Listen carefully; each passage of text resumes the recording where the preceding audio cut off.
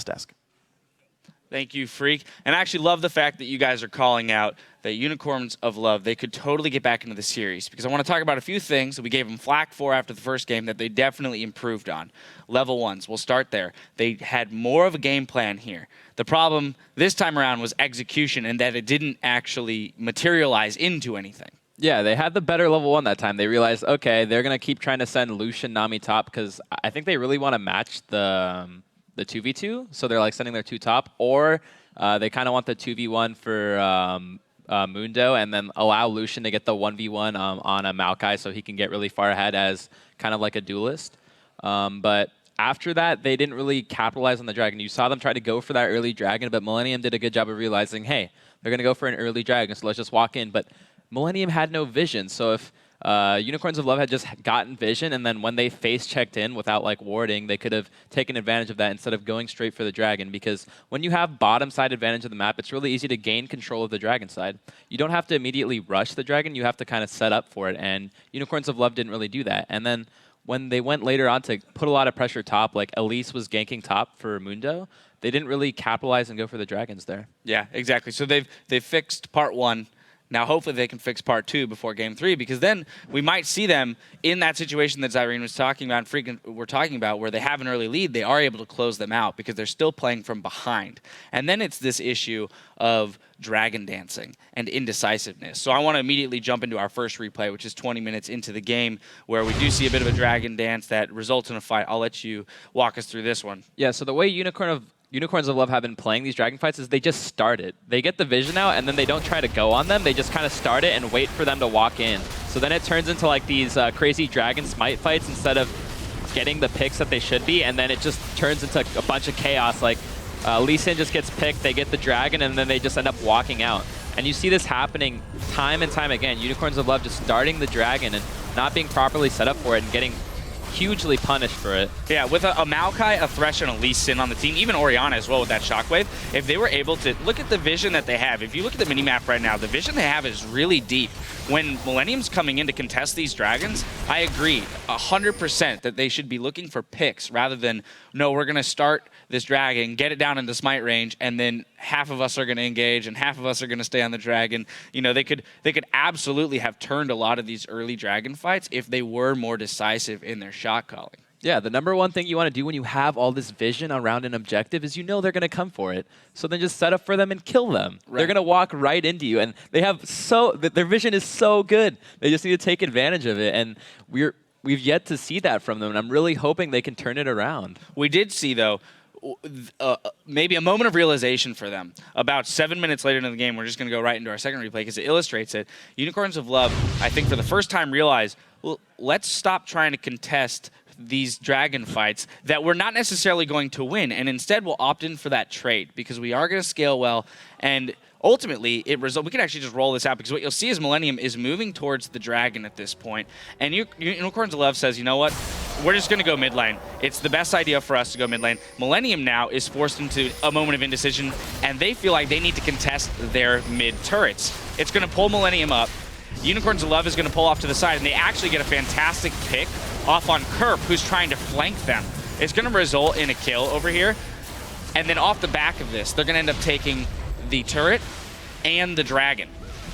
Yeah, they have such a good comp for dealing with Talon. Maokai can just position himself so he can easily zone Talon. Whenever Talon walks up, just root him for 2 seconds, and then you can easily just pick him off and kill him. They have a Thresh, they have a Maokai, they have a Lee Sin, and they're getting the wards out. They just need to take advantage of it. Exactly, yeah. They have the Lee Sin to give vision on him, too. As if he lands the Q or the E, then Talon's not going to be able to stealth away, things like that. So, yeah, I mean, that was fantastic. They get 2 global objectives and a kill, got them right back into the game. There was just some more questionable decision-making that followed up, which Millenium did a fantastic job of capitalizing on. They had a great fight and chase bot lane, and then they had another fight up near Baron. They go 4-0, pick that Baron up, and at that point, again, with not the best siege comp in the world, they were able to take down, you know, those Nexus, those inhib turrets. Yeah, time and time again, Millenium showing, hey, we're just gonna pick an assassin every game for mid.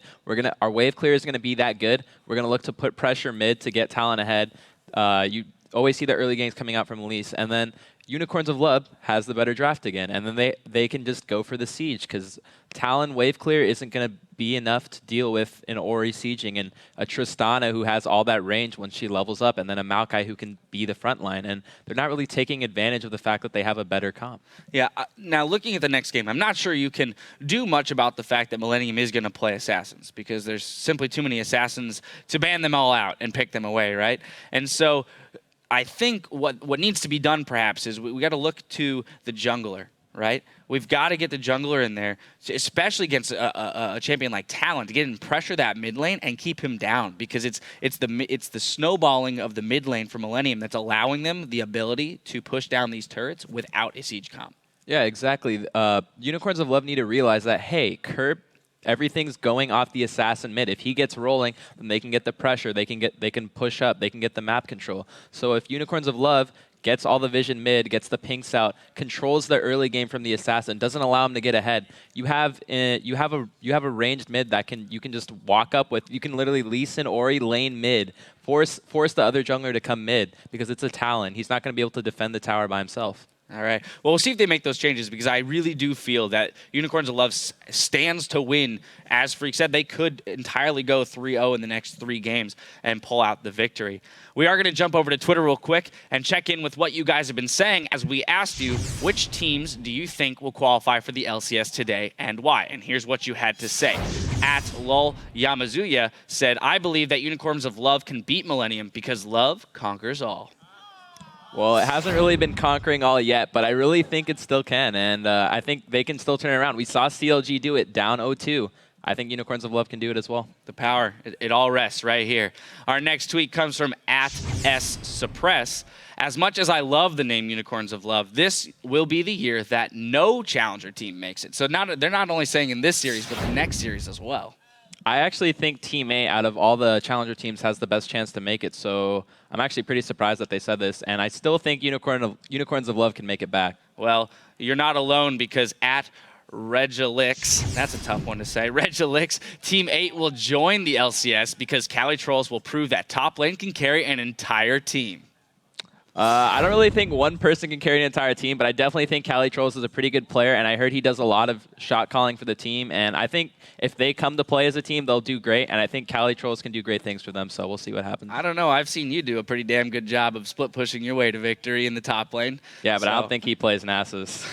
That's true. He'd have to pull the Nasus out. Well, we always appreciate your tweets, and remember, you can stay in the discussion all day by tweeting at LOL Esports and using the hashtag LCS. Now, with Millenium up 2-0, can they knock out the Unicorns in a clean sweep, or will the Challenger squad hold on? Find out after this short break.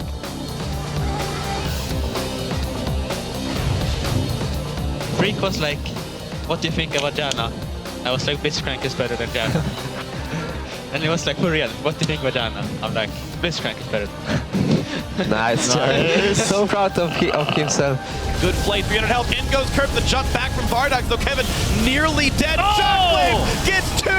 In goes the Chachi as well, slows down Creation. Good Shockwave, will not yet kill the AD carry. Oh, the Sapling does though. Kevin knocked back, killed by Gilead. Looks like the answer is not quite yet, and he gets to safety. Shockwave gets 2 though. That's not good for the bot lane, but suddenly Power People dies. Creation's actually safe. Curb goes in for massive damage.